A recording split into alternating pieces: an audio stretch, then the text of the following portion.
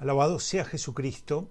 Seguimos este itinerario recorriendo el Evangelio según San Mateo y hoy nos encontramos en el capítulo 11. Tal como ya hemos acordado nuestra metodología, este es el momento de la meditación en el que te damos algunas guías, algunas líneas para meditar. ¿Qué es lo que encontramos en el capítulo 11? Vamos a encontrar desde el versículo 1 al 15 unas palabras sobre Jesús y el Bautista. Hay un intercambio en el que unos emisarios de Juan van a preguntar a Jesús si es él el que tenían que esperar, aquel que iba a venir. Y allí Jesús va a dar un elogio del Bautista. De los versículos 16 al 19 va a haber un juicio sobre esta generación.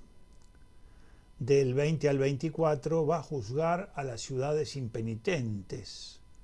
Del 25 al 27 va a manifestar cómo la revelación alcanza a los sencillos, y en el 28 Jesús se va a mostrar como un maestro bondadoso y compasivo.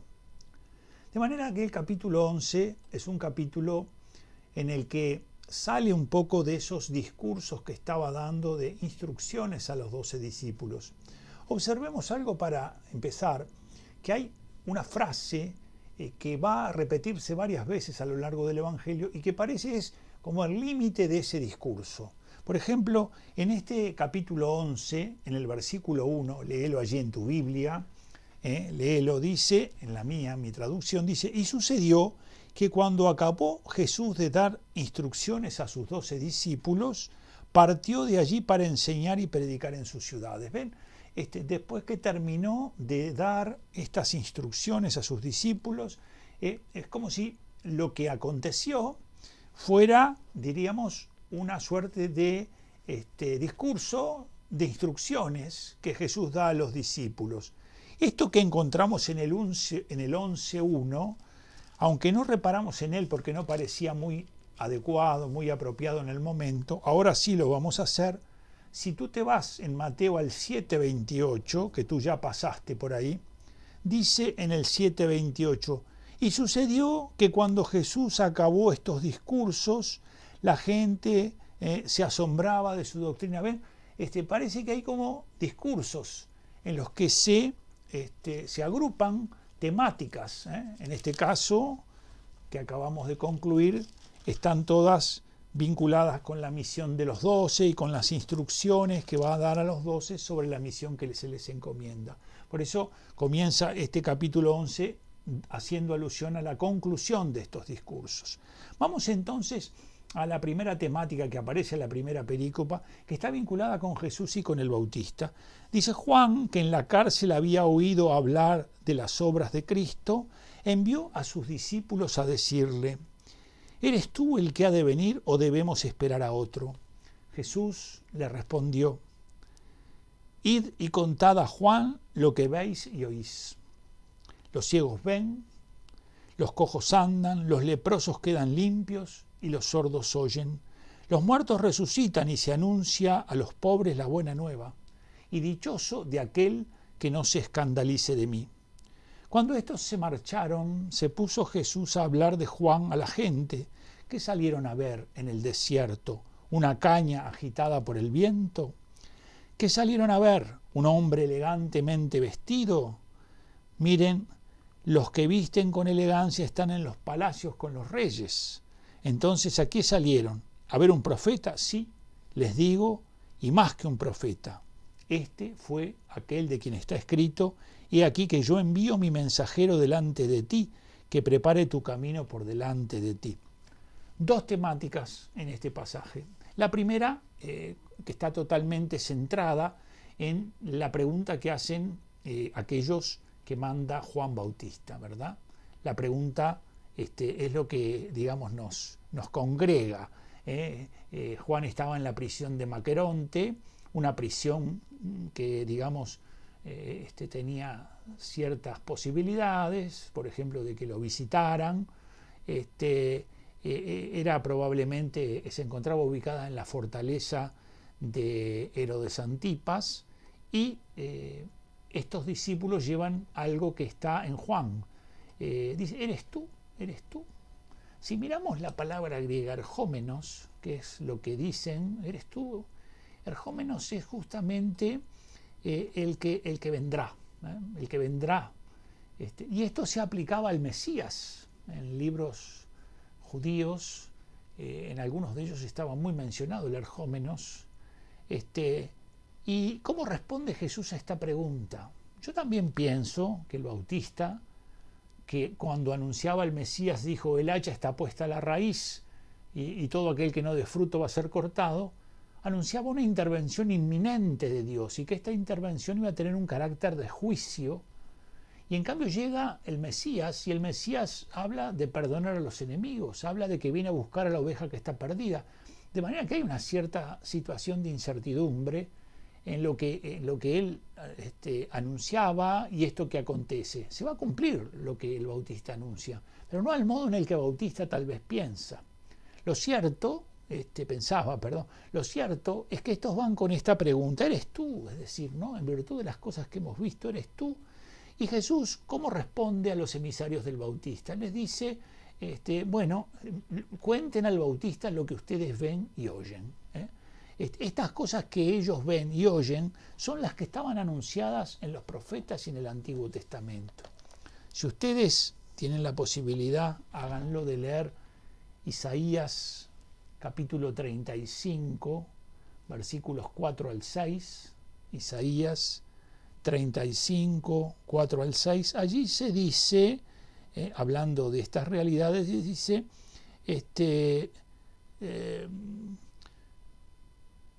dice, ánimo, no teman, miren que vuestro Dios viene. Entonces se despegarán los ojos de los ciegos, versículo 4 del 35 de Isaías, y las orejas de los sordos se abrirán. Entonces saltará el cojo como ciervo, y la lengua del mudo lanzará gritos de júbilo. Es decir, estas cosas que estaban anunciadas para los tiempos mesiánicos, para los tiempos en que llega el Mesías, son las que acontecen y son las que Jesús dice a estos emisarios que vayan a contar al Bautista. Es decir, les dice, lo que ustedes ven y lo que ustedes oyen, eso es lo que deben contar al Bautista. Quiere decir que ahí aparece la respuesta de Jesús al Bautista, ¿verdad? Esto es lo que ellos tienen que conocer. A los pobres se les anuncia la buena nueva. Todas esas cosas son las que se encuentran en la vida de Cristo. ¿Y cómo concluyo esto? Dice, feliz aquel que no se escandalice de mí. No olviden que el Bautista había sembrado en torno a él una gran expectativa y que incluso algunos se preguntaban si no sería el Mesías él. Es más, cuando Jesús dice, ¿quién dice la gente que soy yo? Algunos dicen que eres el Bautista que ha resucitado. De manera que había una gran expectativa sobre él. Y algunos sentían de alguna manera que tal vez podría ser el Mesías. De hecho, algunos discípulos de Juan se resisten un tanto al principio a pasar a ser del grupo de los de Jesús y continúan con el bautismo de Juan. De manera que Jesús dice, hay de aquel que no se escandalice de mí, ¿verdad? Hay de aquel para quien yo no sea piedra de tropiezo, para que yo ¿verdad? No lo conduzca hacia algo que lo haga caer. Hay de aquel que haya escándalo en mí, ¿no? ¿Por qué podrían venir los escándalos? Podían venir porque algunos decían, este es el hijo del carpintero. Y entonces eso como que no puede ser. A este lo conocemos, sabemos de dónde viene. Es decir, hay muchas razones que pueden estar detrás de no aceptar a Jesús como el Mesías y de encontrar en esta realidad un escándalo. Por eso Jesús hace referencia a esto, ¿verdad? Que para que los celosos seguidores del Bautista den un paso en dirección de Jesús. Esta es una probabilidad, ¿no? No quiere decir que sea así, pero es una de las tantas explicaciones y probablemente la que es más posible. Y a partir de ahora, ya el centro no está en la respuesta que se da al Bautista sobre si eso no es el Mesías Jesús, que eso es lo que buscan con esta pregunta, sino ahora va a haber un elogio del Bautista. Es decir, Jesús va a decir que el Bautista es más que un profeta, ¿verdad? ¿Y por qué es más que un profeta el Bautista? Bueno, porque todos los profetas hablaban del Mesías, hablaban, por decirlo así, entre comillas, a distancia del Mesías y con expresiones y profecías daban, digamos, un dibujo, iban como marcando el contorno del Mesías. Pero ahora llega aquel que señala al Mesías. Es decir, este es aquel que concluye la obra mesiánica, porque en él se dan como todos los profetas. Todo lo que ellos anunciaron y no vieron, este ahora lo concreta en uno, diciendo, este es el Mesías. Entonces Jesús dice que el Bautista es más que un profeta, y entonces hace un gran elogio. Dice, ¿a quién salieron a ver? ¿No? Una caña agitada, una caña de esas que nacían con abundancia en las orillas del río Jordán, y que se sacudían en todas las direcciones por el viento, que de alguna manera manifestaba cierta ligereza, ¿verdad? No, dice él, es decir, no es ese, no es así, o a un hombre elegantemente vestido. En cambio, el Bautista era austero, era una persona que no vestía como los cortesanos, de manera que en él estaba el espíritu profético en toda su profundidad. Y se cumple en el Bautista lo que estaba anunciado en Malaquías, en el profeta Malaquías. Es decir, en Malaquías está, he aquí que yo envío mi mensajero delante de ti, que prepare tu camino por delante de ti. Este es el precursor, el Bautista es el precursor, es el que va delante, es el que anuncia la inminencia del reino en la presencia de aquel que viene detrás de él, que es Jesús. De manera que es verdad que os digo que no ha surgido entre los nacidos de mujer uno mayor que Juan Bautista, sin embargo es el más pequeño en el reino de los cielos. De manera que el Bautista, que es del Antiguo Testamento, conduce a los hombres hacia el Nuevo Testamento, y en este sentido es de lo anterior, por decirlo así, ¿verdad? E introduce a los del Nuevo Testamento, es decir, y a Cristo y al Mesías, y a la novedad de Cristo y a la novedad del Mesías. De manera que es el más grande de los nacidos de mujer. Es ese profeta que congrega a todos los profetas. Jesús hace un elogio fantástico, ¿verdad? De un tiempo que con él concluye, pero que hay que dar un paso hacia lo nuevo. Y entonces dice el texto, una frase que es importante comprender, dice,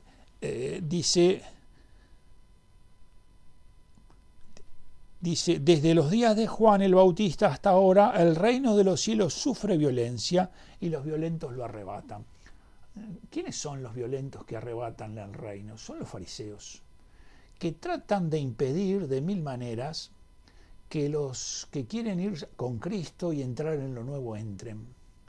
De manera que ellos son los que están violentando, porque habría solo dos posibilidades de interpretación: aplicar lo violento al reino o aplicar lo violento a los fariseos, que intentan por distintos caminos que los hombres no entren en este reino. En favor de esta interpretación viene en auxilio nuestro un texto también en Mateo, que está en el capítulo 23. Mateo, hoy hemos buscado textos, ¿verdad? Buscamos primero el de Isaías, ese texto tan bonito de Isaías en el capítulo 35, versículos 3, 4, 5, 6. Luego pasamos al texto de Malaquías, y ahora vamos al de Mateo 23, Malaquías 3.1, y al Mateo 23.13. En este texto de Mateo 23.13 nos muestra cómo son ellos, los fariseos, los que aparecen presentados como los que ejercen la violencia con aquellos que quieren entrar en el reino. Dice en el 23.13, Jesús dice: «Ay de ustedes, ay de vosotros, escribas y fariseos hipócritas, que cerráis a los hombres al reino de los cielos. Vosotros ciertamente no entráis, y a los que están entrando no les dejáis entrar». Este texto del 23.3 nos muestra que esta interpretación es adecuada, que estos son los que ejercen esa violencia impidiendo la entrada en el reino de los cielos. Y a partir del versículo 16, el segundo momento de este capítulo 11, va a ser un juicio a la generación, un juicio a esta generación que está allí delante de ellos, ¿no? Dice el texto: «Pero ¿con quién compararé a esta generación? Se parece a los chiquillos que sentados en las plazas se gritan unos a otros diciendo: os hemos tocado la flauta y no habéis bailado, os hemos entonado endechas y no os habéis lamentado. Es decir, hay una comparación entre dos grupos, un grupo que juega, por decirlo así, y propone al otro intervenir, pero ¿qué es lo que acontece? No interviene ni cantando canciones tristes ni cantando canciones alegres. Es como si les dijera, a ustedes no les sirve nada. ¿Por qué? Porque viene Juan y entonces lo ven y al verlo dicen, este es un loco austero que vive en el medio del desierto, que no come, que no bebe, y entonces lo descalifican por estas realidades. Pero cuando pasan a Jesús, que se sienta con los pecadores, dicen, este es un demonio, que en realidad come y bebe, no, es un comilón, un borracho, amigo de publicanos y de pecadores. Es decir, la obra de Dios es desacreditada, porque esta es la obra de Dios en el Bautista y la obra de Dios en Jesús. Pero las obras que Cristo hace transformando los corazones por su predicación y por su enseñanza, hace que justamente esto quede al descubierto y que esta generación sea una generación, como lo dice, ¿verdad? Aquí Jesús, ¿con qué la vamos a comparar? No le sirve nada, ¿verdad? Hemos, a través de lo que el Señor envía a su pueblo, aparecido y en cambio ellos ni cantaron canciones alegres cuando los invitamos a cantar, ni cantaron canciones fúnebres y tristes. Bueno, y esto también pasa entre nosotros hoy, ¿no? Siempre se encuentra algo para hablar mal de lo que está obrando alguien que quiere servir a Dios. De manera que hay que tener cuidado, porque justamente a veces uno queda en esa postura de no me sirve nada, ¿no? Y a veces el no me sirve nada puede ser en el fondo una actitud un tanto soberbia de la persona, ¿no? Que solo se ve bien a él y solo le parece bien lo que él hace, y entonces para los demás siempre encuentra alguna cosa que está como fuera de lugar. En el versículo 20 aparecerá un juicio severo contra las ciudades impenitentes. Es decir, ¿en dónde está la clave de esta impenitencia? En que en realidad vino Cristo con sus milagros y con su presencia, y estas ciudades no dieron fruto de conversión. Y por lo tanto, en este sentido, diríamos, serán tratadas, dice él al final de este textito. Por eso os digo que en el juicio habrá menos rigor con Sodoma y Gomorra que contigo. ¿Por qué? Porque si se hubieran hecho los milagros que se han hecho en ti, se habrían convertido. Esta es una palabra de Cristo dura contra esa impenitencia, ¿verdad?, de las ciudades. Y fundamentalmente contra los responsables que están detrás de esto, que muchas veces son los jefes religiosos. Y en el versículo 25 dice, en aquel tiempo, tomando Jesús la palabra, dijo, yo te bendigo, Padre, Señor del cielo y de la tierra, porque has ocultado estas cosas a los sabios e inteligentes y se las has revelado a los pequeños. Sí, Padre, pues tal fue tu beneplácito. Todo me ha sido entregado por mi Padre, y nadie conoce al Hijo sino el Padre, ni al Padre le conoce nadie sino el Hijo, y aquel a quien el Hijo se lo quiera revelar. Una maravilla. Una oración en la que Cristo se da cuenta el misterio del Padre. Dice Cristo, qué maravilla. Ocultaste esto a los sabios, a los que dicen no necesitar de nada ni de nadie, a los que se las saben todas, a los que todo lo explican. Ocultaste estas cosas y en cambio las dejaste conocer a los sencillos, a los humildes, a los que están abiertos hacia el bien, hacia la obra de Dios. Y entonces se eleva una acción de gracias, dando gracias por esto, porque Jesucristo lo reconoce y lo ve. ¿Y cómo concluye este capítulo 11, precioso capítulo? Venid a mí todos los que están fatigados y cansados, y yo les daré descanso. Qué palabra del Señor para este tiempo en el que vivimos. ¿Estás fatigado? ¿Estás fatigada? ¿Estás cansado? ¿Estás cansada? Anda a Jesús. Anda a Jesús. Él tiene el remedio para tu fatiga y para tu cansancio. Él te aseguró que si estás así, tienes un lugar en su corazón. Y que Él puede dar alivio y sosiego a tu corazón. Y puede dar a tu fatiga un descanso. Tomad sobre vosotros mi yugo y aprended de mí, que soy manso y humilde de corazón. Así es Jesús, manso y humilde. Y por lo tanto también nosotros debemos hacer en nuestro corazón lugar a la mansedumbre y a la humildad. Y hallaréis descanso para vuestras almas. ¿Cuánto necesitamos descansar?